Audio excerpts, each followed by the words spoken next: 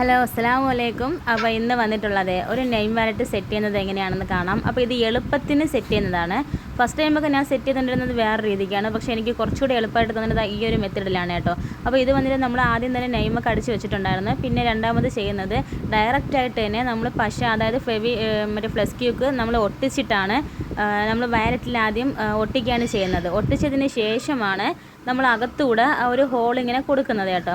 അപ്പം ഇങ്ങനെ ചെയ്യുന്ന സമയത്ത് നല്ല എളുപ്പമായിട്ട് എനിക്ക് തോന്നിയിട്ടുണ്ടായിരുന്നു. നമ്മൾ മറ്റതൊക്കെ ചെയ്യുന്ന സമയത്ത് നമ്മൾ ആദ്യം വാലറ്റിലോട്ട് നമ്മൾ ഈ നെയിം അടിച്ചിട്ടുണ്ടായിരുന്നത് നമ്മൾ വച്ച് അതിന് മാർക്കൊക്കെ ചെയ്ത് പിന്നെ ഹോളൊക്കെ ഇട്ടിട്ടാണ് നമ്മൾ റിവേഴ്സ് കയറ്റുന്നത്.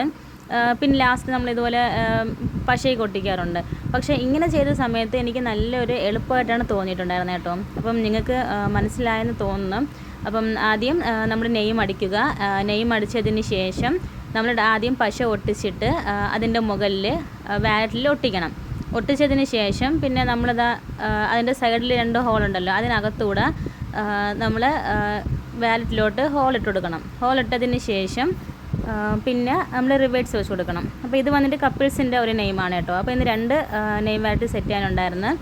അപ്പോൾ ഇതാ ഇതുപോലെ ഈ വീഡിയോയിൽ കാണും പോലെ തന്നെ ഞാൻ എന്താ എളുപ്പത്തിന് സെറ്റ് ചെയ്യുന്നുണ്ട്. അപ്പോൾ ഇതിങ്ങനെ ആവുന്ന സമയത്ത് നമുക്ക് യാതൊരു ബുദ്ധിമുട്ടും കൂടാതെ പെട്ടെന്ന് തന്നെ നമുക്ക് സെറ്റ് ചെയ്തെടുക്കാമേ.